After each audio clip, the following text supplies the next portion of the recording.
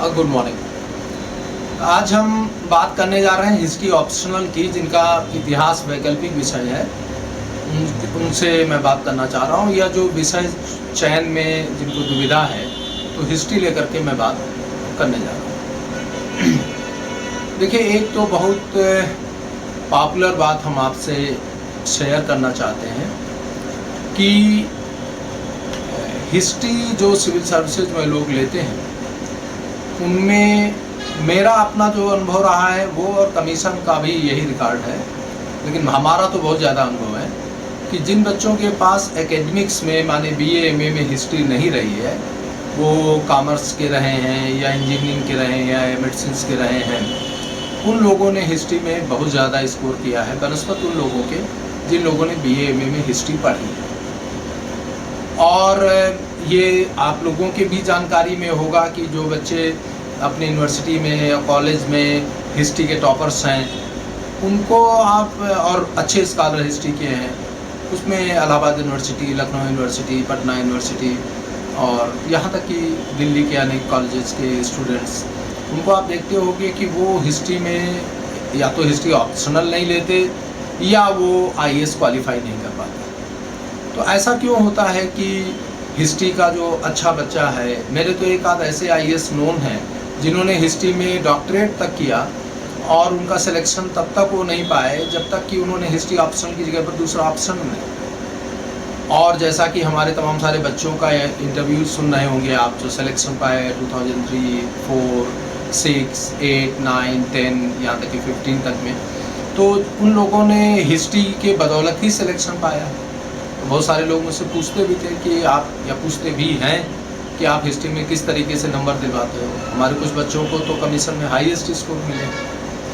तो ये मैं शेयर करना चाहता हूँ और आपको बहुत साफ साफ बताऊँगा कि हिस्ट्री को क्यों लेना चाहिए, उसके फ़ायदे क्या है, और अच्छा नंबर पाने के लिए क्या करना चाहिए उसके लिए भी बताऊँगा। देखिए, जब आप हिस्ट्री सब्जेक्ट को ऑप्ट करते हैं और हिस्ट्री को फील के साथ पढ़ते हैं, ऐसे पढ़ते हैं कि जैसे आप हिस्ट्री को जी रहे हो। देखिए, किसी भी सब्जेक्ट के, ह्यूमैनिटीज़ के किसी भी सब्जेक्ट को अच्छे से जानने के लिए उसको जीना बहुत ज़रूरी है। इसके नाम ही है humanities.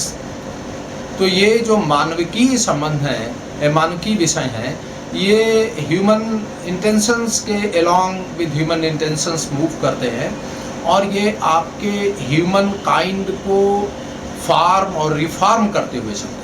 The more you read history, the more you imbibe history, the more you live in history, the more you become something more.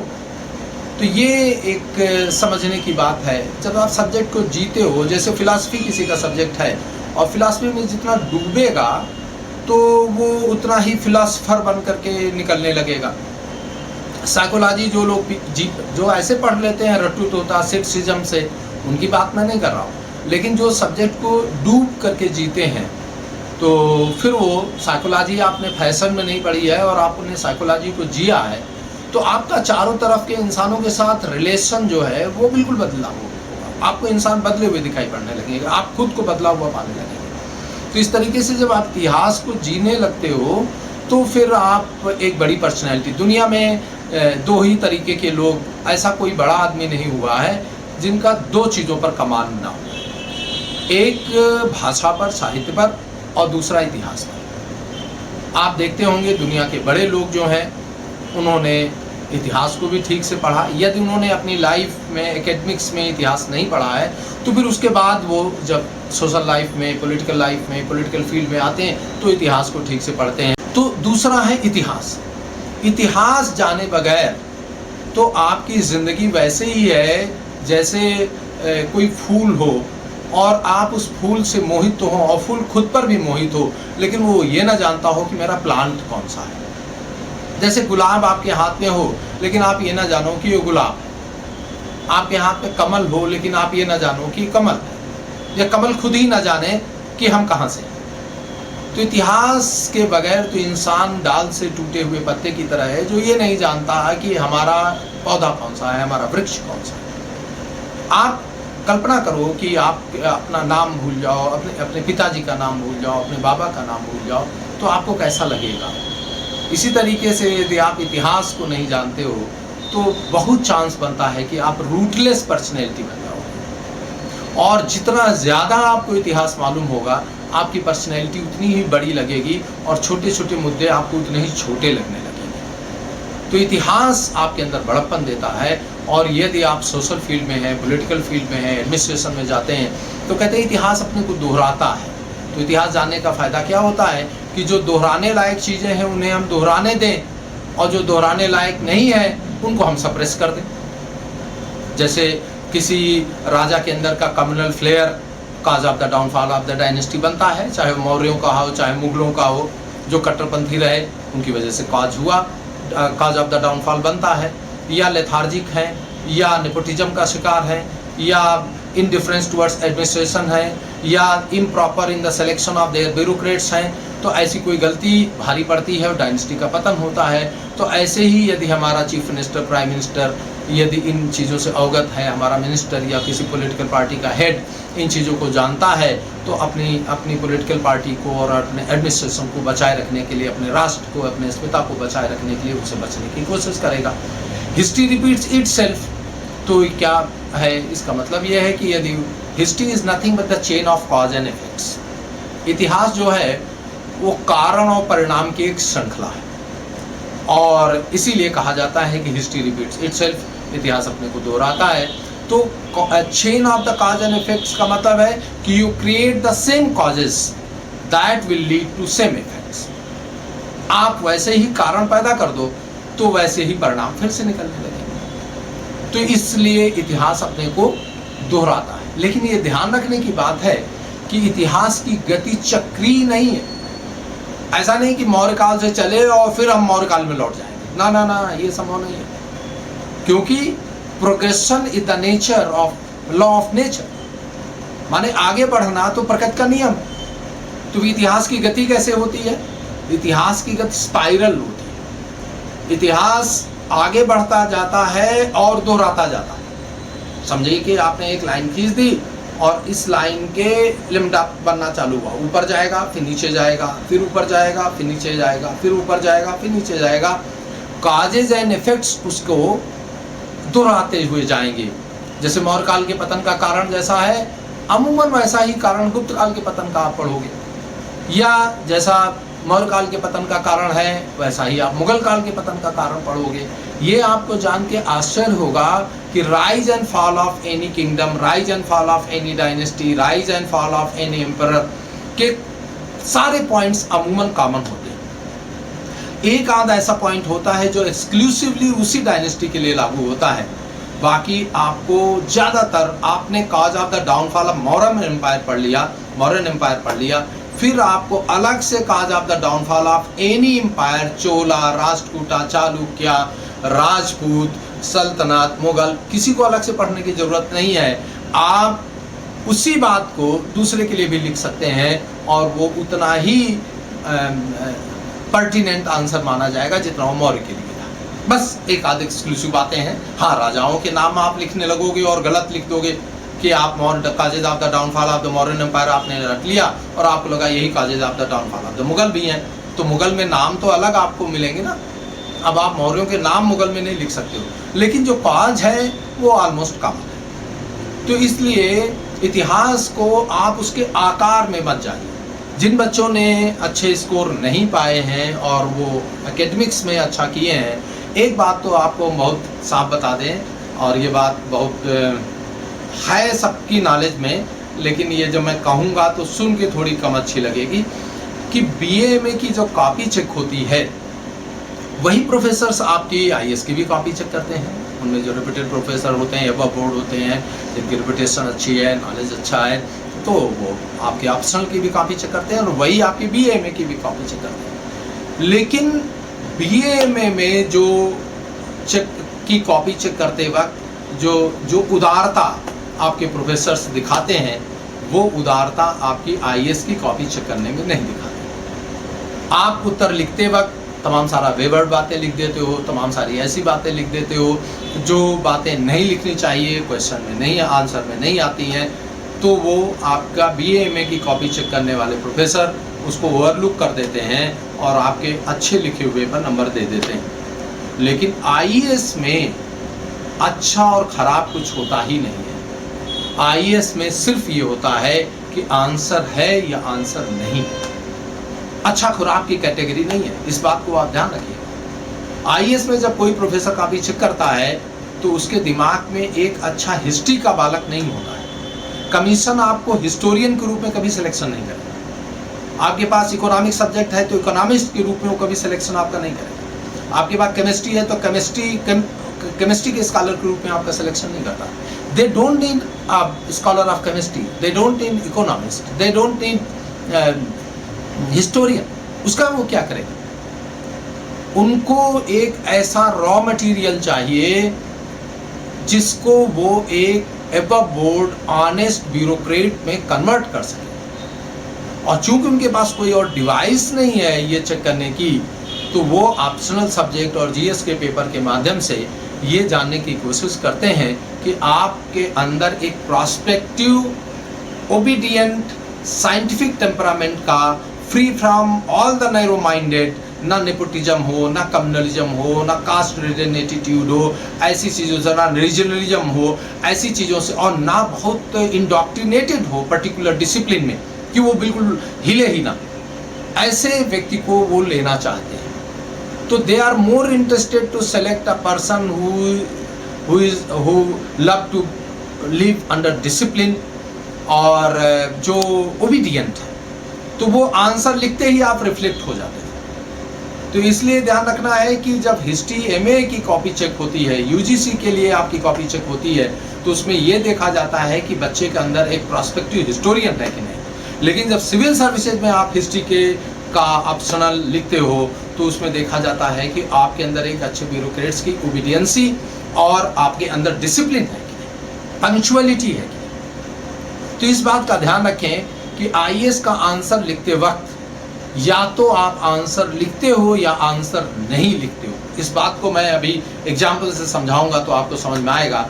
If you are writing the literature which is the answer of the question, then it is the answer. You are writing very good thing, but that is not the answer of the question. That is rubbish. So that there is nothing like good answer or the bad answer. Either it is the answer or it is no answer. अच्छा बुरा कुछ नहीं। ये इस बात का आप ध्यान रखिए। तो don't try to write anything bombastic. Don't try to influence examiner. Don't be verbose. Don't try to be ornate. बहुत अलंकृत करने की कोशिश मत करिए। बहुत आप एक ही बात को बहुत घुमा फिरा के कहने की कोशिश मत करिए, क्योंकि सब चीज़ दिखाई पड़ रही है। यदि आप रिडंडेंट हो रहे हैं, यदि आप सुपरफ्लुअस हो रहे हैं, यदि आप रिपीटेटिव हो रहे हैं, तो ये चीज़ छुपेगी नहीं। शब्दों के बदल देने से यदि कंटेंट नहीं बदल रहा है तो वो सुपरफ्लुअस माना जाएगा और उसके लिए आप पनिश किए जाओ। जो क्वेश्चन पूछा गया है यदि आप वो नहीं लिख रहे हो, उसका आंसर आप नहीं लिख रहे हो, कितनी बड़ी बातें लिख रहे हो, इससे कोई फर्क नहीं पड़ता। तो इस बात का ध्यान रखा जाए कि जो पूछा, जैसे मैं एक एग्जांपल आपसे लेता हूं और ये ऐसा एग्जांपल ले रहा हूं जिस पर आपका दिमाग नहीं जाएगा। बस छोटे छोटे हल्के एग्जांपल भी लूँगा, लेकिन मैं एकदम सिंपल। जैसे importance of archaeology in the reconstruction of history. इतिहास के पुनर्लेखन में पुरातत्व का महत्व। एक सवाल पूछा गया। दूसरा सवाल मान लीजिए ये पूछा जाता है कि archaeological evidences are more reliable than literary evidences in the reconstruction of history. अब ये दो सवाल हो गए, देखने में अपेरेंटली दोनों एक हैं। इंपॉर्टेंस ऑफ आर्कियोलॉजी या archaeological material in the reconstruction of history. इतिहास पुनर्लेखन में पुरातत्व या पुरातात्विक सामग्री का महत्व। और एक सवाल वो पूछ रहा है कि the archaeological evidences are more reliable than the literary sources in the reconstruction of history. दोनों का एक ही मतलब आएगा, लेकिन आपके लिखने में कौन आंसर बचेगा और कौन सुपरफ्लुअस हो जाएगा, दोनों क्वेश्चन के आंसर में आंसर का ध्यान रखना। जब आपको बताया जा रहा है कि importance of archaeology in the या archaeological material in the reconstruction of the history, तो आप कंपैरिजन में बहुत टाइम नहीं खर्च कर देंगे। जो कि आप करेंगे। आपको ये बताना है इंडस से लेकर के या आपको स्टोन एज से लेकर के और अभी तक के जो आर्कियोलॉजिकल मटेरियल मिले हैं, उन आर्कियोलॉजिकल मटेरियल से आपको रिकंस्ट्रक्शन हिस्ट्री में कैसे मदद मिलती है। आपके तमाम सारे इंस्क्रिप्शंस हैं, आपके तमाम सारे प्लेक हैं, तमाम सारे आर्कियोलॉजिकल मटेरियल हैं, तो न्यूमिस्मेटिक्स है, बिल्डिंग्स हैं, बहुत सारी चीज़ें हैं। तो उनके इम्पोर्टेंस की बेसिस पर हिस्ट्री का रिकंस्ट्रक्शन बताना है। लेकिन जब दूसरा पूछा जा रहा है कि मोर रिलायबल देन लिटरेचर, तो फिर आपका बैलेंस होगा। आर्कियोलॉजी की भी बात करेंगे, लिटरेचर की भी बात करेंगे और फिर लिटरेचर के फ्लॉज बताएंगे कि उसमें इंटरपोलेशन हो सकता है, प्रक्षेपण हो सकता है, उसमें समय समय पर पेज हटा करके और पेज लगाए जा सकते हैं। लेकिन ये केवल importance of archaeology in the reconstruction of history लिखा जा रहा है, तो उसमें आप बहुत ज़्यादा यदि एक आध लाइन के अलावा आपने अपने शब्दों के भंडार को पूरा करने के लिए, उसकी लिमिट को पूरा करने के लिए आपने लिटरेचर के साथ उसका नाजायज इंपॉर्टेंस लगातार आप उसकी कंपैरिजन आप कर रहे हैं, तो फिर आप आंसर नहीं लिख रहे हैं, आप अच्छा लिखने की कोशिश कर रहे हैं, which is not the answer. तो इस बात का आप ध्यान रखें। होता क्या है कि जो बच्चे नॉन हिस्ट्री के हैं वो हिस्ट्री को काज एंड इफेक्ट में पढ़ते हैं, कारण और परिणाम में पढ़ते हैं, वो साइंस की तरह ही आंसर करते हैं। तो आपने एक चीज़ पढ़ी होगी कि history is as science as any other science. एक सवाल आता है BA MA में कि क्या हिस्ट्री साइंस है? तो साइंस है। उसको लेबोरेटरी में, अकबर के समय को आप लेबोरेटरी में डाल के टेस्ट नहीं कर सकते, what is material of Akbar as an emperor. लेकिन आप वो साइंस जब chain of cause and effect होता है, तो जैसे साइंस होती है वैसे हिस्ट्री भी है, और rather it is more science than the science itself. You create those causes, it is the guarantee that will lead to the same effects, whether it is the age of the modern time or the Mughal time or the Sultanate or the British time or the modern time.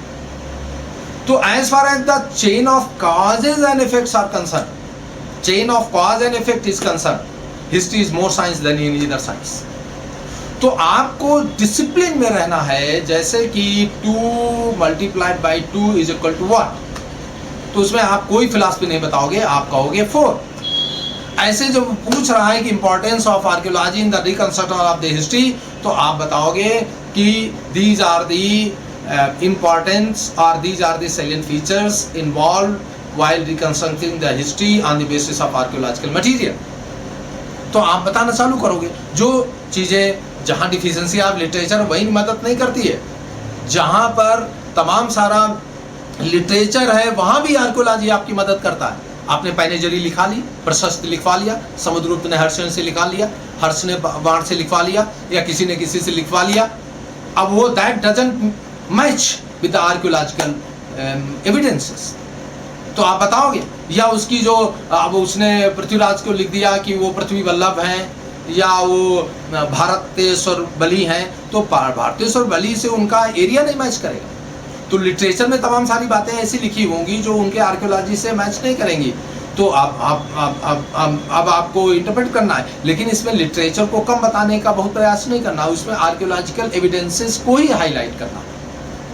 तो जब आपसे सवाल पूछा जा रहा है, उस सवाल को आप ध्यान में रख करके उत्तर लिखोगे तो आपको हमेशा अच्छा नंबर मिलेगा। और आप इमोशनल होकर के अच्छी बात लिखोगे तो BA MA में नंबर मिलता है, IAS में आपको नंबर नहीं मिलेगा, आप इनडिसिप्लिन माने जाओगे। जैसे एक हिस्ट्री के बच्चों में कुछ चीज़ें ऐसी होती हैं, माने वो हिस्ट्री क्या कह लीजिए, हमारे आपके बीच में जो हम लोग रोज़मर्रा की ज़िंदगी जीते हैं, उसमें कुछ चीज़ों के लिए हमारे पेट में गुदगुदी मचा करती है या पेट में दर्द होने लगता है यदि हम वो आंसर ना करें। ऐसी चीज़ों से आपको सिविल सर्विसेज में बचना है। ये कोई हिस्ट्री, जो मैं हिस्ट्री के लिए बता रहा हूँ, यही बात आप पॉलिटी के लिए भी लागू रखें, इकोनॉमिक्स के लिए भी लागू रखें, यही बात।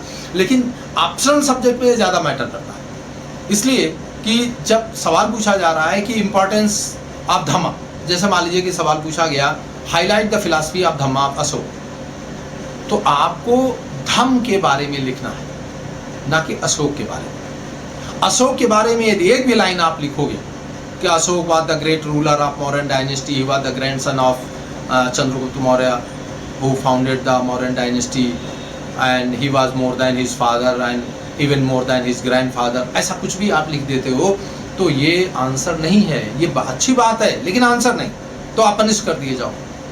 और जितनी देर तक आप ये लिखोगे उतनी देर तक आपका आंसर लिखना स्टार्ट नहीं हुआ है, तो चूंकि एग्जामिनर इतनी देर तक पनिश हुआ है तो वो आपको पेनाल्टी कर देंगे। आप सिंपैथी खो दो, आप ओबीडियंट नहीं हो, ये अंडरलाइन कर दो। तो इसलिए इतिहास में आपको नंबर पाना है तो ध्यान रखने की बात है, गाँव में कहावत कही जाती है, इतिहास और माठा बराबर होता है। माठा मट्ठे को कहते हैं अवधि में, देहाती में। इतिहास और मट्ठा बराबर होता है, इसका क्या मतलब है कि जैसे इतिहास की कोई लिमिट नहीं बनती, चाहे जितनी कहानियां जोड़ते जाओ किसी के नाम बदल दो, वही कहानियां चाहे जिसमें डाल दो।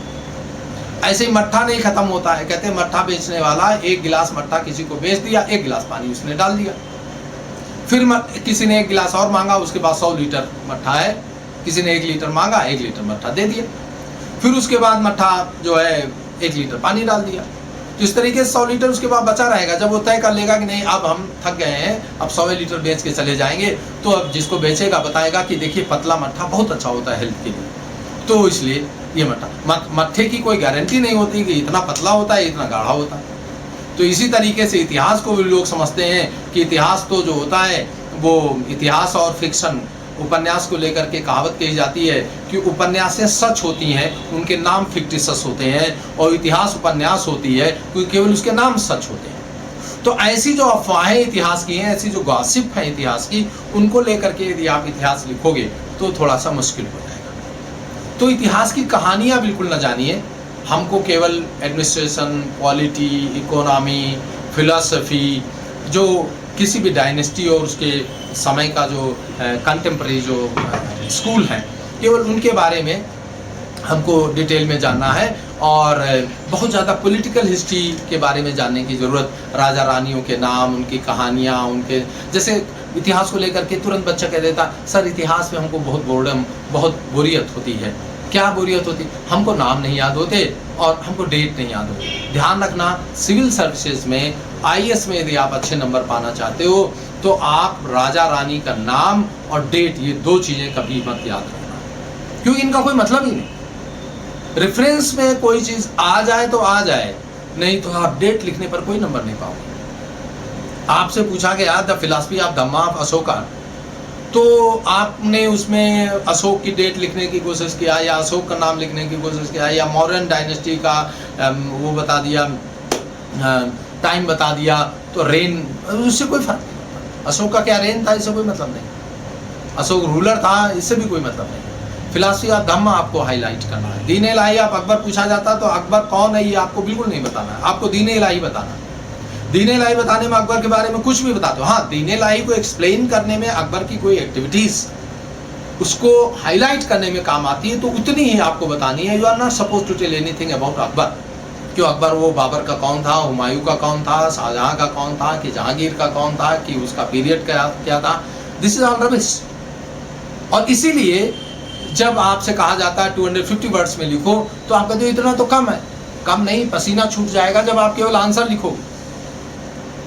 आपका समय इसलिए कम पड़ जाता है कि आप कहानियां लिखते हो, और आपके वर्ड्स इसलिए कम पड़ जाते हैं क्योंकि आप आंसर नहीं लिखते हो, आप अच्छी बातें लिखने के चक्कर में पड़ जाते हो। तो पहले तो मैं बताना चाहता हूं कि इतिहास कहानी नहीं है।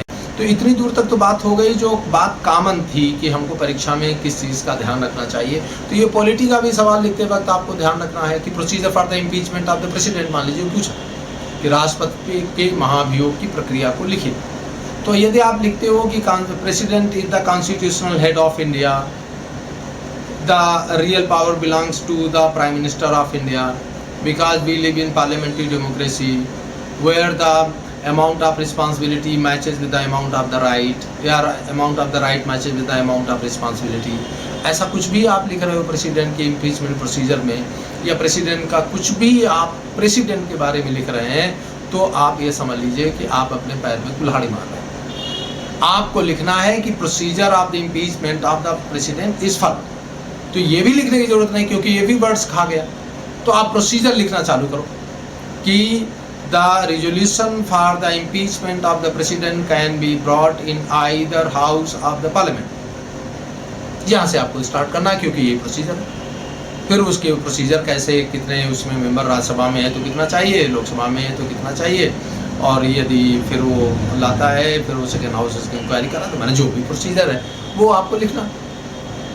तो इस चीज़ का ध्यान आपको सब जगह रखना है। और जब आप इस चीज़ का ध्यान रखेंगे कि while you are writing answer, you are writing just answer only, तो फिर आपको ना वर्ड्स कम पड़ेंगे और ना आपको समय कम पड़ेगा। Because you are writing so many things which are not related with the question, which is why you are deficient of facts, you are deficient of words as well as wanting of time. दोनों चीज़ें आपके पास कम होती हैं, क्योंकि वो दोनों चीज़ें ज़्यादा समय खा जाती हैं जो उस क्वेश्चन का रिक्वायरमेंट नहीं। तो आपको बहुत अच्छा नंबर पाना है तो आपको क्वेश्चन को बहुत बार पढ़ना पड़ेगा, और पढ़ करके फिर you have to arrive at the conclusion that what is the exact answer of the question. इसीलिए चाहे जितना आपको सवाल पढ़ते ही समझ में आ जाए कि इसका आंसर ये होगा, आप क्वेश्चन को मिनिमम 3 बार जरूर पढ़ें, उसको डूब जाएं, उसको बार बार देखने की जरूरत ना पड़े, आप क्वेश्चन इतने बार पढ़ के आंसर लिखना चालू करें। जीएस वाले में तो 20 सवाल लिखने होते हैं, इतना फास्ट और क्विक आप रहेंगे कि उसमें तो रिकंसिडरेशन का टाइम ही नहीं है। ऑप्शनल वाले में भी आपको अच्छा नंबर पाना है, तो ज़रूरी इस बात का है कि आपको क्वेश्चन का आंसर लिखना स्टार्ट करने के बाद फिर उसे काटना ना पड़े, और क्वेश्चन इतने बार पढ़ा हो कि दोबारा पढ़ना ना पड़े। तो कम से कम 4 से 5 बार क्वेश्चन को पढ़ के और तब आंसर करना चाहिए। अब बात हम करते हैं स्पेसिफिकली हिस्ट्री की। देखिए, हिस्ट्री पढ़ने का जो सबसे बड़ा फ़ायदा यह है कि आप हिस्ट्री ऑप्शनल लें और चाहे ना लें। जीएस के फर्स्ट पेपर में, मेंस में, जीएस के फर्स्ट पेपर में वो सारी हिस्ट्री सिलेबस की जो आपको ऑप्शनल में दी गई है वो पूरी की पूरी जीएस के लिए पढ़नी पड़ती है। ना केवल इंडियन हिस्ट्री बल्कि वर्ल्ड हिस्ट्री का भी वो सारा पोर्शन आपको पढ़ना पड़ता है जो ऑप्शनल के लिए पढ़ना पड़ता है। तो यदि आप हिस्ट्री ऑप्शनल नहीं लेते हैं और you are the serious candidate for the civil services, तो जीएस के लिए आपको वो पूरी हिस्ट्री पढ़नी पड़ जाएगी जो ऑप्शनल लेने पर भी। तो यदि आप ऑप्शनल ले लेते हैं तो फिर आपको फर्स्ट पेपर के लिए अलग से हिस्ट्री नहीं पढ़नी है, वरना यदि आप दूसरा ऑप्शनल लोगे तो उतनी हिस्ट्री आपको अपने आप पढ़नी पड़ेगी जितनी ऑप्शनल लेने पर पढ़नी पड़ेगी, और दूसरा ऑप्शनल और पढ़ना पड़ेगा। यदि कोई बच्चा हिस्ट्री ले लेता है तो फिर उसको हिस्ट्री अलग से नहीं पढ़नी पड़ती है। तो एक तो ये बात हो गई। दूसरी बात यह है कि यदि हिस्ट्री ऑप्शनल आपने लिया तो फर्स्ट पेपर तैयार तो हो ही गया।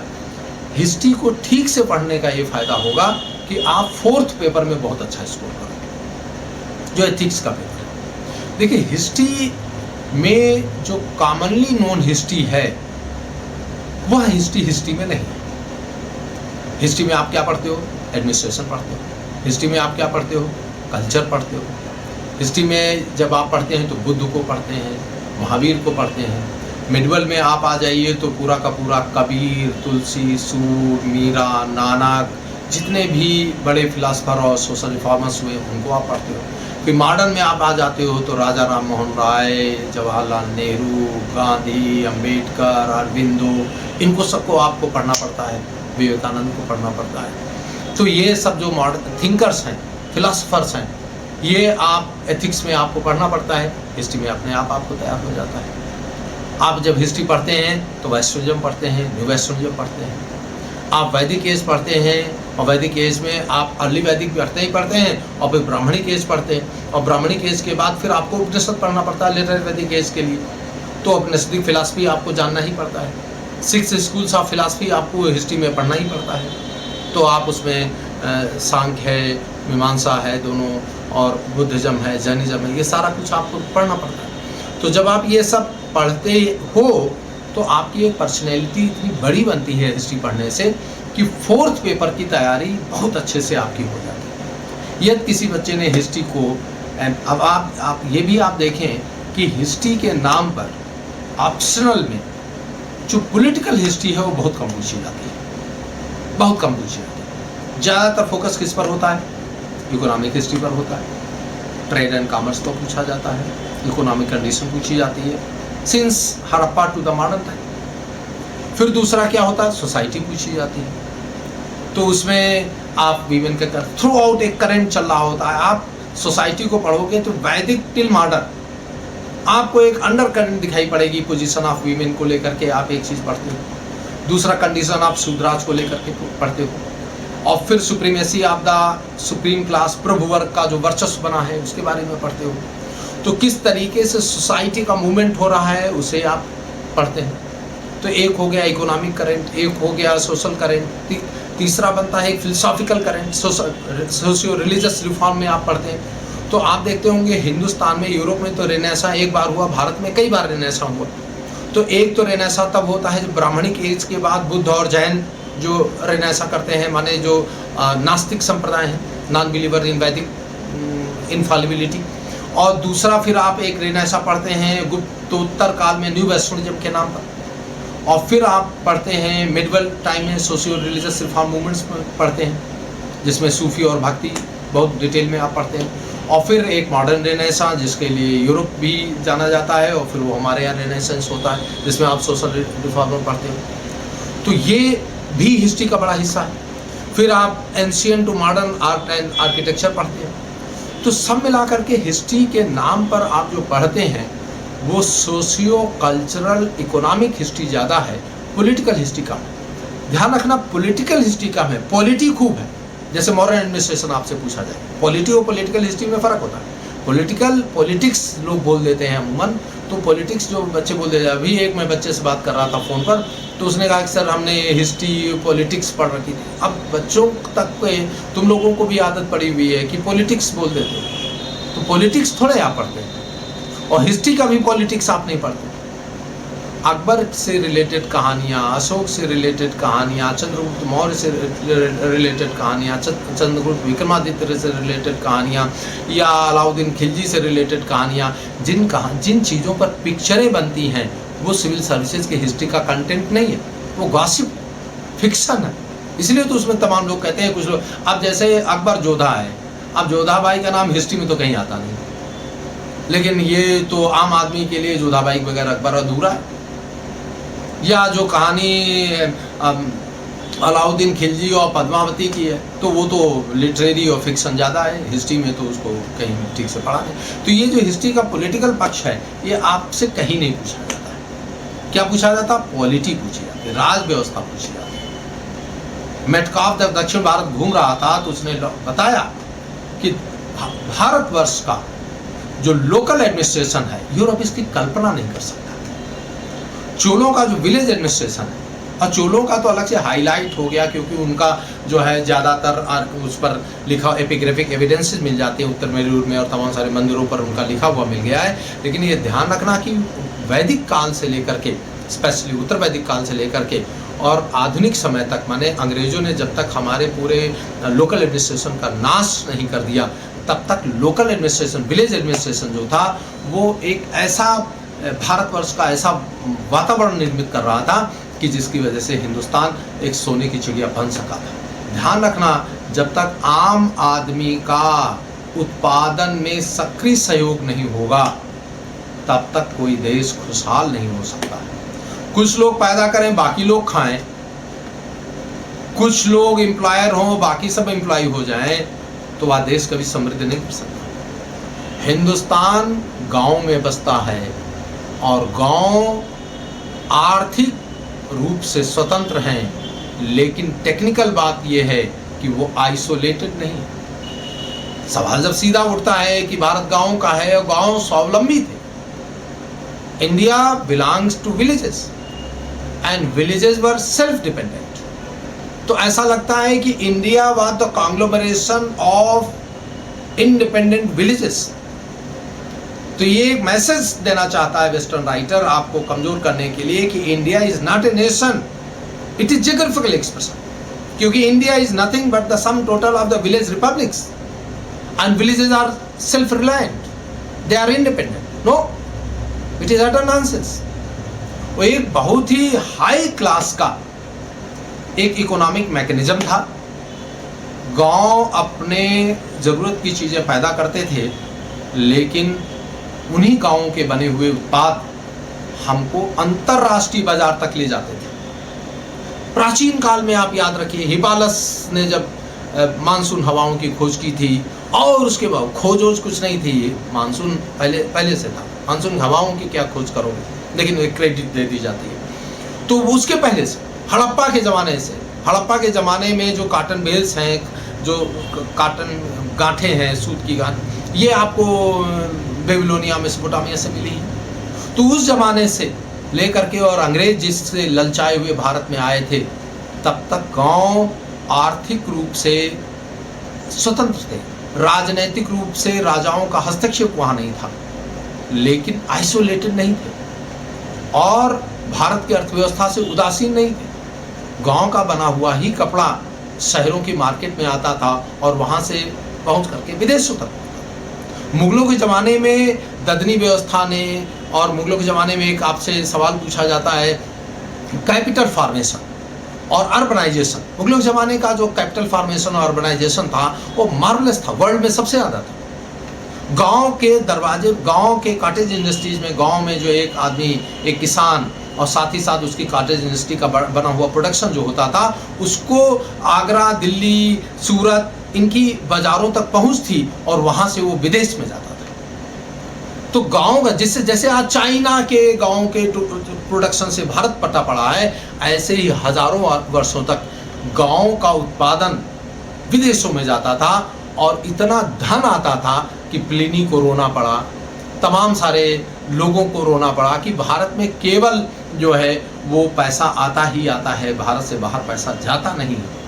तो ये जो कंटिन्यूटी है, आप इतिहास की एक बार समझ पैदा कर लेंगे तो आपको इतिहास का आकार डराएगा नहीं, लेकिन आपके कॉन्सेप्ट को इतना मजबूत कर देगा कि आज की तारीख में भी जो राजनीतिक उठापटक हो रही है उससे आप डिगोगे नहीं। अंग्रेजों की चाल में फंसे हुए जो कुछ प्रबुद्ध भारतीय भारत के इतिहास को डिस्टॉर्ट करके और भारत के इतिहास को खंडित करके पढ़ते हैं, तो वो दृष्टि खंडित हो जाएगी यदि आपकी इतिहास की दृष्टि ठीक बन जाएगी। भारत गांव में बसता है और वो हमारा सौभाग्य इसलिए है कि भारत के राजनीतिक क्षितिज पर जो उठापटक हुई, जो राजपूतों से सल्तनत से मुगल या इसके पहले ऊन और इंडो ग्रीक, इनके पास जो सत्ता परिवर्तन होता गया, ये ऊपर के परिवर्तन थे। भारत जो है वो अडिग और निश्चल अपने जो है वो मार्ग पर चलता रहा, वैभव के मार्ग पर चलता रहा। जब मुस्लिम आक्रांताओं ने भारतवर्ष के विश्वविद्यालयों को तोड़ दिया तो उनके टूटने का परिणाम ये निकला कि जो बड़े पैमाने पर रिसर्च वर्क हो रहे थे, जो हमारे ऋषि मुनि और तपस्वी साधु संत जो इन बड़े बड़े नालंदा, तक्षशिला, उदनपुरी, विक्रमशिला, इन जैसी और दक्षिण भारत के इतने सारे मठ और बसड़ी, इनमें जो बहुत हाई लेवल की जो स्टडी हो रही थी, मुस्लिम आक्रांताओं ने जब इनको नालंदा, विक्रमशिला, उदनपुरी इनको जब तोड़ा तो यहाँ से जो बहुत हाई लेवल की जो स्टडी थी वो बाधित हो गई, लेकिन गाँव को नहीं छुआ। और ये और जब मकाले आता है तो देखता है कि केवल बिहार और बंगाल में ही 1 लाख से ज़्यादा पाठशाला है और उसकी 15 वर्षों की जो उसकी टीम थी, जब उसने रिसर्च करके बताया कि भारत के प्रत्येक गांव में पाठशाला है। और आश्चर्य की बात यह है कि लोगों को लगता है कि वो ब्राह्मण पढ़ते लिखते थे, वो बताता है कि नहीं, इनमें 70% से ज़्यादा जो विद्यार्थी हैं वो नॉन ब्राह्मण। तो भारत का की लिटरेसी 100% थी और भारत में लोगों के पास भोजन 100% था। अंग्रेजों के आने के पहले भारत भूखमरी नहीं जानता है, भारत का कोई आदमी भूखा नहीं सोता था और ये वैदिक काल से चला रहा।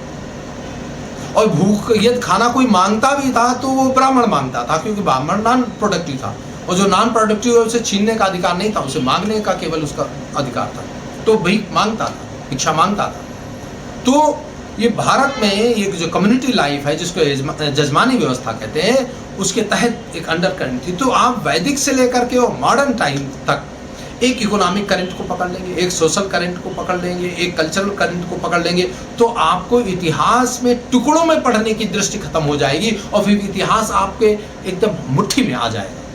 फिर आपको नहीं लगेगा कि इतना एंशियंट है, इतना मिडिवल है, इतना मॉडर्न है। इतिहास जो है वो बहुत बड़ा है। ये बहुत बड़ा जो है ये तब तक दिखता है जब तक आप खंडित होकर के पढ़ते हो कि ancient time was the Hindu time, the medieval time was the Muslim time, modern time was the British time, और आप अलग अलग टुकड़ों में उसको पढ़ते हो, तो ना एक कंसिस्टेंसी आपकी अप्रोच में बन पाती है, और अलग अलग पढ़ने के कारण आपको मुगल एडमिनिस्ट्रेशन पढ़ते हो तो लगता है ये एकदम अलग है, सल्तनत का पढ़ते हो तो लगता है ये एकदम अलग है, राजपूतों का एडमिनिस्ट्रेशन पढ़ते हो तो एकदम अलग लगता है।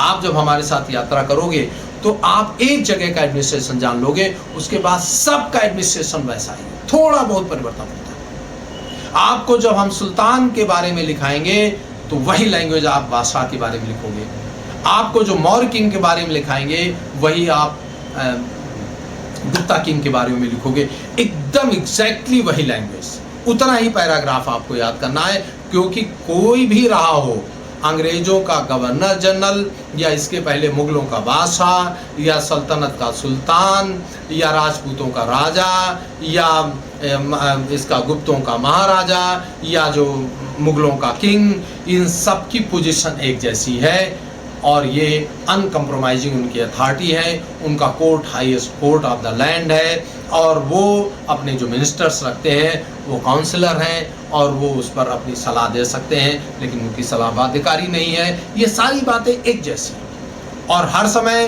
प्रांतों में बटे हुए थे राज्य, प्रांतों के पास अधिकार होते थे, miniature replica of the central government था जैसे आज का है। तो आपने एडमिनिस्ट्रेशन पढ़ा, कहीं का भी मॉडर्न एडमिनिस्ट्रेशन पढ़ लिया, तो थोड़े फेरबदल के बाद के साथ साथ आप आधुनिक एडमिनिस्ट्रेशन तक लिख सकते हो। आपने causes of the downfall of the modern पढ़ लिया, तो आप the causes of the downfall of किसी का पढ़ सकते हो। आप economic condition of the modern पढ़ लिया, तो आपने economic condition of Gupta, economic condition of सल्तनत, economic condition of Mughal, economic condition of किसी की लिख सकते हो। तो फिर कैसे बढ़ा रहा? और जब आप पढ़ोगे बुद्ध, जैन और इन सोशल रिफॉर्मर्स को, तो आप देखोगे भाषा बदल गई है, कंटेंट नहीं बदला। वही बात कबीर के लिए भी लागू है, दादू के लिए भी लागू है, नानक के लिए भी लागू है। आप देखोगे, आप अंग्रेजी वर्जन पढ़ के नहीं जान सकते हो कि ये दोहा, ये कपलेट जो है, ये कबीर का है कि नानक का है। क्यों? क्योंकि इनसाइट तो एक है। फिर वही बात आप मॉडर्न में आ जाओगे, तो सोशल रिफॉर्मर के लिए जब आप एक कॉन्सेप्ट डेवलप, अब जैसे मान लीजिए पोजीशन ऑफ वीमेन है, अब पोजीशन ऑफ वुमन के बारे में ऋग्वेद के बाद आप आए, और जैसे लेटर वैदिक में काल में आपने पढ़ा कि woman of later Vedic age was subject to certain disabilities, she was not permitted for initiation, that is for janeu upanayan के लिए, and she was no more permitted for higher education.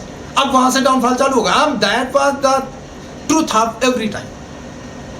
अब आपको बार बार रटना नहीं। अब पोजीशन ऑफ मुगल से आपको अलग क्या रटना, मौर्यों से आपको क्या रटना, यही बात है। और हर आने वाले समय में थोड़ा ये ज़्यादा रिग्रेस हो जाएगी। पोजीशन ऑफ शूद्र, अब वो उत्तर वैदिक काल के बाद उनका पोजीशन डाउन हुआ, और मौर्य काल या उसके थोड़े से बाद से अनटचेबिलिटी आ जाएगा। अनटचेबिलिटी आया तो जहाँ से आया वहाँ से आपको लगातार अनटचेबिलिटी को और हाईलाइट करना है, क्योंकि अनटचेबिलिटी और बढ़ती चलेगी। पोजीशन ऑफ शूद्रास मौर्यों से घटता चला गया, घटता चला गया, घटता ही चला गया, लगातार चलता गया। क्योंकि जब धर्म आते हैं, संप्रदाय आते हैं, तो on the basis of philosophy आते हैं, फिर उनमें कर्मकांड बड़े हो जाते हैं और फिलॉसफी पीछे चली जाती है। तो जैसे जैसे और संप्रदाय बनते जाएंगे, वैसे ही जितने ज़्यादा संप्रदाय होते चले जाएंगे, उतना ही ज़्यादा जो है वो राइट्स एंड रिचुअल्स पर इम्फेसिस बढ़ता जाएगा, फिलॉसफी पीछे चली जाएगी। इसी में फॉरेनर्स घुस आएंगे, इसी में इस्लाम फिर आ जाएगा। तो इस्लाम में भी यही है, फिलॉसफी के लेवल पर यूनिवर्सल ब्रदरहुड है, लेकिन रोजमर्रा की जिंदगी में क्लास रिडन सोसाइटी है। महिलाओं की दुर्दशा वहां आप जानते ही हो कितनी ज्यादा है। तो फिर अब जब इस्लाम के जैसे ही इन्फ्यूजन हुआ, वैसे ही महिलाओं की दशा और खराब हो जाएगी। ये आपको और लिख देना। तो एक आपने कंसेप्ट आपने डेवलप कर लिया, तो इतिहास का आकार आपको डराएगा नहीं। फिर आपको लगेगा कि कुछ भी पूछा जाए, कहीं का पूछ लो मुझसे, हम आंसर लिखने के लिए तैयार हैं। और ध्यान ये रखना है कि हमको कॉन्सेप्ट यदि डेवलप कर लेते हैं, तो फिर हमसे कोई भटकाव नहीं हो सकता। हम क्वेश्चन आंसर के फॉर्म में पढ़ेंगे, तो क्वेश्चन आया तो हम आंसर लिख पाएंगे, क्वेश्चन नहीं आया तो हम फिर, जबकि थोड़े थोड़े से अंतर से ही आप सब। तो एक तो इतिहास में एक बड़ी बढ़िया बात यह है कि आपसे पॉलिटिक्स नहीं पूछी जाती है, इसमें आपसे कल्चर पूछा जाता है, आर्ट एंड आर्किटेक्चर। अब आर्ट एंड आर्किटेक्चर में ही ऐसा ग्रेजुअल, जैसे मैंने आपको downfall of position of woman के बारे में बताया, आपको मैंने कॉन्सेप्ट दे दिया। अब इस कॉन्सेप्ट को जब हम कुछ सवालों के माध्यम से करा देंगे, कुछ मॉडल आंसर लिख पाएंगे, तो आप अपने आप लिखने लगोगे, फिर आपसे गलती होगी ही नहीं। पोजीशन ऑफ वुमन आएगा तो आप पोजीशन ऑफ वुमन ही लिख रहे हो। यही वजह है कि हमारा बच्चा इतना अच्छा स्कोर करता है, क्योंकि वो कॉन्सेप्ट, उस कॉन्सेप्ट का आप खंडन कर ही नहीं सकते। आपने क्वेश्चन आंसर पढ़ा तो आप गड़बड़ करोगे। आप टॉपिक पढ़िए और टॉपिक का अंडरकरेंट पढ़िए। जब एक टॉपिक मौर्य का पढ़िए तो उसी से रिलेटेड आप मुगल, मॉडर्न तक का सब टॉपिक देख डालिए। इकोनॉमी आप पढ़ रहे हैं तो आपका, हम जानते हो हमारा ट्रेड हमेशा सरप्लस रहा, हड़प्पा से लेकर के और अंग्रेजों के ज़माने तक। अंग्रेजों के जाने के बाद भी, जब तक सॉफ्टवेयर और सॉफ्ट स्किल की बात नहीं आई थी, तब तक हम सबसे ज़्यादा एक्सपोर्ट करते रहे किसका? टेक्सटाइल। हड़प्पा से लेकर के मॉडर्न टाइम तक सबसे ज़्यादा दूसरे नंबर पर किसका किए? जेम्स एंड ज्वेलरी का। ये हड़प्पा का भी सच है, मौर्यों का सच है, गुप्तों का सच है, राजपूतों का सच है, राष्ट्रकूटों का, चोलों का, चालुक्यों का, सातवाहनों का, सल्तनत का, मुगल का, सबका सच है कि एवरी टाइम हमारा एक्सपोर्ट जो है वो सरप्लस रहा। दूसरी बात यह है कि सबसे ज़्यादा हमने टेक्सटाइल का, दूसरे पर जेम्स एंड ज्वेलरी का, फिर उसके बाद पॉट्स का। और हम मंगाते क्या रहे? दारू। मंगाते क्या रहे? घोड़े। तो घोड़े आम आदमी तो मंगाता नहीं, दारू आम आदमी तो मंगाता नहीं, माने आम आदमी की चीज़ें हमने कभी इंपोर्ट नहीं की। जब आम आदमी की इंपोर्ट करोगे नहीं तो आम ही आदमी तो देश में ज़्यादा होता है, और जब आम आदमी का इंपोर्ट आप करेंगे नहीं तो आपका हमेशा, और हम आम आदमी की चीज़ें एक्सपोर्ट करते थे, तो आम आदमी तो संख्या में ज़्यादा होते हैं। और जब से मल्टीनेशनल कंपनी आई, ईस्ट इंडिया कंपनी के बाद से आज तक, हमको क्या, हम इंपोर्ट करते हैं? आम आदमी की चीज़ें। आम आदमी की चीज़ें जब आप इंपोर्ट करोगे तो आप हमेशा दबे रहोगे, आप हमेशा डिपेंडेंट रहोगे, आप हमेशा भूखमरे रहोगे, आप हमेशा गरीब रहोगे, आप हमेशा फटीचर रहोगे, क्योंकि आम आदमियों की संख्या बहुत है। आप कपड़े का इंपोर्ट करोगे तो कपड़ा तो हर आदमी पहनता है। आप खाने की चीज़ों का, पिज्ज़ा बर्गर का इंपोर्ट करोगे तो वो तो हर आदमी खाता है। तो जितने मुंह हैं, यदि वो करोड़ों करोड़ मुंहों के लिए, करोड़ों करोड़ शरीरों के लिए, करोड़ों करोड़ हाथों के लिए, करोड़ों करोड़ मुंहों के लिए, करोड़ों करोड़ कानों के लिए आपने मुंह और कान के लिए मोबाइल इंपोर्ट करना चालू कर दिया। आपने खाने पीने, मुंह के लिए पिज्ज़ा बर्गर इंपोर्ट करना चालू किया। टांगों और हाथों के लिए आपने पैजामा और बुशर्ट इंपोर्ट करना, टी शर्ट इंपोर्ट करना चालू कर दिया। बारामुंडा और इस तरीके की चीज़ें आप मंगाने लगे। तो ये तो करोड़ों करोड़ है। तो ये कभी हम नहीं इंपोर्ट करते थे, प्राचीन काल से लेकर के आधुनिक काल तक। और ये जब से इंपोर्ट करने लगे, और ये इंपोर्ट हमने खुद नहीं करना चालू किया। वो अंग्रेज जब आए तो उनका राष्ट्र इंग्लैंड था और राज्य भारत में था। वो भारत में राज्य कर ही इसीलिए रहे थे कि अपने राष्ट्र को मजबूत कर सके। तो इस हिस्ट्री को पढ़ने से आपका कॉन्सेप्ट इतना क्लियर होगा कि आज की तारीख में भी जब पोजीशन ऑफ गवर्नर आप बताना चाहोगे तो आप मुगल के नाजिम का, माने सूबेदार की पोजीशन आपको मालूम है तो गवर्नर की पोजीशन को आप ठीक से बता सकते हो। यदि आपको मुगल एडमिनिस्ट्रेशन ठीक से मालूम है तो आज के एडमिनिस्ट्रेशन के बारे में आप टिप्पणी ठीक से कर सकते हो। यदि आपको ये मालूम, यदि आपको इकोनॉमिक सुझाव आपसे मांगा जाए कि what suggestion do you suggest to improve the export of India, तो यदि आप एंशियंट टाइम का, मिडिवल टाइम की इकोनॉमिक स्ट्रक्चर आपको मालूम है तो आज भी वही स्टेप्स आप उठाओगे, हमारी सरकारें उठाएंगी तो हम अपनी इकोनॉमी को बूस्ट कर सकते हैं। तो यदि इतिहास की नज़र आपकी ठीक है तो आपको मॉडर्न इकोनॉमी को, मॉडर्न पॉलिटी को, मॉडर्न कॉन्सेप्ट को डिस्कस करने में बिल्कुल मुश्किल नहीं होगी। और यही वजह है कि जो लोग आर्टिकल लिखते हैं, जो लोग ऐसे लिखते हैं, उन लोगों में यदि हिस्ट्री की समझ बढ़िया हो तो उनके आर्टिकल ऐसे ही दमदार लगते हैं। तो इतिहास पढ़ने का जो बड़ा फ़ायदा है वो एक कि बाकी सारे पेपर्स की स्टैंडर्ड आपके ज़्यादा अच्छे हो जाते हैं, तो ओवरऑल स्कोरिंग बढ़िया हो जाती है। और फिर एक आता है 250 नंबर का एसे का पेपर। 250 नंबर के एसे के पेपर में जिस बच्चे की हिस्ट्री के कॉन्सेप्ट क्लियर हैं, जो पोजीशन ऑफ वीमेन के बारे में एंशिएंट, मिडिवल, मॉडर्न टाइम में बेहतर जानता है, वो वुमेन एम्पावरमेंट के बारे में बेटा लिख पाएगा। वो साइंस बून है कि कर्स है या कोई भी चीज़ पूछा जा रहा है, if I were A prime minister मान लीजिए लिखना है, तो जिस बच्चे ने मौर्यन पढ़ा है, मुगल पढ़ा है, अकबर की पर्सनालिटी, अशोक की पर्सनालिटी को जानता है, चंद्रगुप्त विक्रमादित्य को जानता है, तो if I were A prime minister, तो वो प्राइम मिनिस्टर की कल्पना जब करेगा तो वो अशोका द ग्रेट से, अकबर द ग्रेट से, अब उनसे चंद्रगुप्त विक्रमादित्य की पर्सनैलिटी को अपने में लाएगा काल्पनिक रूप से, तब if I were prime minister की कल्पना करेगा और देश के बारे में सोच के बताएगा। ये जो फैंटेसी में जो सवाल पूछे जाते हैं, इनके बारे में यदि हिस्ट्री की नज़र आपकी बेहतर है तो आपको ऐसे में भी बहुत ज़्यादा नंबर मिलेगा। और मैंने ये बताया ही कि एथिक्स में आपको बहुत ज़्यादा नंबर मिलता है। तो यदि हिस्ट्री आप ले लेते हैं तो हिस्ट्री के कारण ओवरऑल आपका स्कोर जो होता है कि किसी पेपर में अदरवाइज आपको 250 में 100 नंबर मिल रहा है, तो हिस्ट्री के कॉन्सेप्ट क्लियर होने के कारण आपको, माने थर्ड पेपर केवल छोड़ दिया जाए जीएस का, मेंस की बात कर रहा हूँ, तो उसके अलावा आपको फर्स्ट, सेकेंड और फोर्थ पेपर में, फर्स्ट तो पूरा का पूरा हिस्ट्री के कारण कवर हो जाएगा। हमारे कई सारे बच्चे जब से आप समय एक हुआ तो हिस्ट्री में होने के कारण इसलिए सिलेक्शन पा गए कि हिस्ट्री में उनको अच्छा नंबर मिल गया और फर्स्ट पेपर में मिल गया। बाकी उसमें 100 नहीं क्रॉस किए, 100 स्कोर नहीं क्रॉस हुआ, सिलेक्शन हो गया। उसकी वजह है कि हिस्ट्री का कॉन्सेप्ट ठीक रहा, हिस्ट्री में नंबर मिल गया, फर्स्ट पेपर मिल गया, ऐसे में मिल गया। तो ये एक अलग से फायदा है। लेकिन फिर मैं बता दूं कि हिस्ट्री को chain of cause and effect में पढ़ेंगे तो फायदा है। यदि आप हिस्ट्री को पॉलिटिक्स के रूप में, राजनीति के रूप में पढ़ेंगे, chain of events like war and battle पढ़ेंगे तो वो रबिश है। वो बीए एमए की हिस्ट्री हो सकती है, वो एमए के, वो मास्टर्स की, सिविल सर्विसेज की हिस्ट्री नहीं है। तो हिस्ट्री एक आपको साइंटिफिक टेम्परामेंट देती है, और दोनों चीज़ें हैं। एक साइंटिफिक टेम्परामेंट से हिस्ट्री पढ़ना है, और हिस्ट्री साइंटिफिक टेम्परामेंट से पढ़ने से आपका जो अप्रोच है, वो जो आपको फंडामेंटल ड्यूटी दी गई है आर्टिकल 51A में, तो वो आपका अपने आप पूरा हो जाता है। संविधान में तो लिखा है कि भाई संविधान, आप वैज्ञानिक टेम्परामेंट पैदा करें, तो लिखने से तो काम चल नहीं जाता, तो पैदा कैसे हो? तो हिस्ट्री के प्रति यदि अच्छी दृष्टि हो तो एक साइंटिफिक टेम्परामेंट भी पैदा हो जाता है। तो ये बात मैं इसलिए बता रहा हूँ, मैं ये सबको नहीं इनवाइट करता हिस्ट्री लेने के लिए। मैं अमूमन अपने ही कोचिंग के बच्चों में हिस्ट्री डिस्करेज करता हूँ कि हिस्ट्री ना लो। उसकी वजह है कि मैं जब देख लेता हूँ कि हिस्ट्री पढ़ने के लिए एक बढ़िया ब्रेन चाहिए। बीए में हिस्ट्री वो बच्चे लेते हैं जो और कुछ करने लायक नहीं है। कंपटीशन में इसका ठीक उल्टा है। हिस्ट्री वो बच्चा ले जिसका कॉमन सेंस बढ़िया हो, जिसकी समझ बढ़िया हो।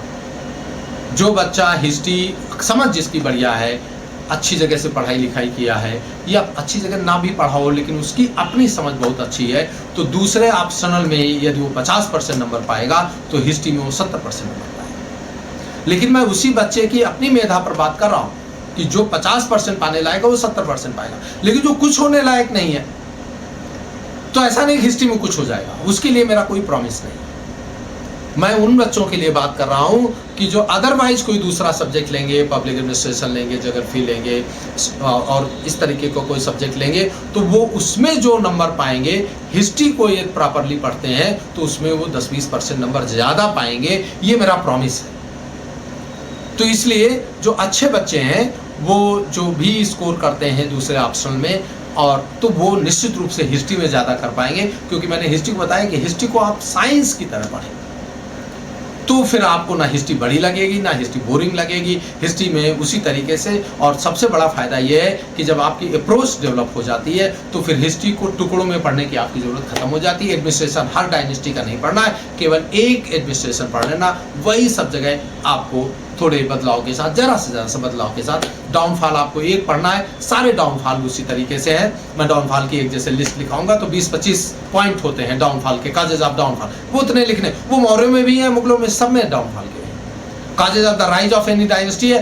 तो सब में वही कारण है। वैसी परिस्थितियाँ जब मिलती हैं और एक उन परिस्थितियों को एक्सप्लॉइट करने वाला ठीक से to ride on the wave of opportunity, जिसके अंदर उन अवसर की लहरों पर सवार होने की सामर्थ्य होती है, जब ऐसा एक पुरुषार्थ उन अवसरों के साथ जुड़ जाता है तो डायनेस्टी का जन्म हो जाता है। और जब उन्हीं लहरों पर डूबने वाले व्यक्तित्व पैदा हो जाते हैं तो डायनेस्टी का डाउनफॉल हो जाता है। तो जो बात अकबर तो मिट्टी के चबूतरे पर उसका कलनौर में राजाभिषेक किया था बैरम खान ने, तो उसके बाद तो ही बात द किंग विदाउट किंगडम, उसका कहीं किंगडम ही नहीं था। हुमायूं तो अपना बैटल हार के यहाँ मर के बैठ गया था, तो उसको फिर से उसके सूट डायनेस्टी ने कब्जा कर लिया था। तो मिट्टी के चबूतरे पर उसको बादशाह बनाया गया और बगैर 1 इंच जमीन उसके अंदर में थी और वो इतना बड़ा सम्राट बन गया। ऐसे ही चंद्रगुप्त मौर्य ने इतनी बड़ी डायनेस्टी खड़ी कर दी और अशोक ने फिर उसको बाद में कंसोलिडेट किया, लेकिन बृहद्रथ ने उसको ख़त्म कर दिया। तो ये बात जो आपको जो अपॉर्चुनिटी है, तो उन अपॉर्चुनिटीज़ को एक्सप्लॉइट करने का, उन अपॉर्चुनिटीज़ को भुनाने का जब व्यक्तित्व पैदा हो जाता है तो एक साम्राज्य का जन्म हो जाता है, और कितनी भी बने हुए अवसरों को जब मिटाने पर उतारू व्यक्तित्व होते हैं तो वो उसको मिटा के रखते हैं। हाँ, ये भी है कि जब परिस्थितियाँ डाउनफॉल की तरफ चलती हैं तो बड़े बड़े अकबर भी उसमें बह करके वो मोहम्मद शाह रंगीला ही लगते हैं। ये परिस्थितियों का भी है, लेकिन व्यक्तित्व और परिस्थितियाँ कौन इनमें बड़ा रोल प्ले करता है, इसके बारे में कोई डिसाइसिव, ये कोई बहुत निर्णयात्मक बात नहीं कही जा सकती है। दोनों के मिलने से राज्य का जन्म होता है और दोनों के बिखरने से राज्य का बिखराव पैदा होता है। ये अप्रोच है जिसके साथ साथ हम बाकी सारी चीज़ें अपने आप समझ लेते हैं और एक बड़ा जुडिशियस, बहुत रीजनेबल आंसर हम हिस्ट्री में कर पाते हैं। जो हम आंसर क्वेश्चन रटा नहीं होता उसके बारे में भी ऐसी हम दृष्टि पाते हैं कि हम आंसर लिखेंगे और अच्छा नंबर मिलेगा। आगे से फिर हम हिस्ट्री प्रॉपर पर आगे आपको वीडियो देंगे। अभी तक की बात इतनी। यदि इसमें से आपको कोई सवाल बनता है तो आप हमको मेल कर सकते हैं सवाल, और हम आपका आंसर करेंगे, या हम आपको जो टाइम देंगे आप उससे मुझसे मोबाइल फ़ोन पर भी बात कर सकते हैं। Thank you.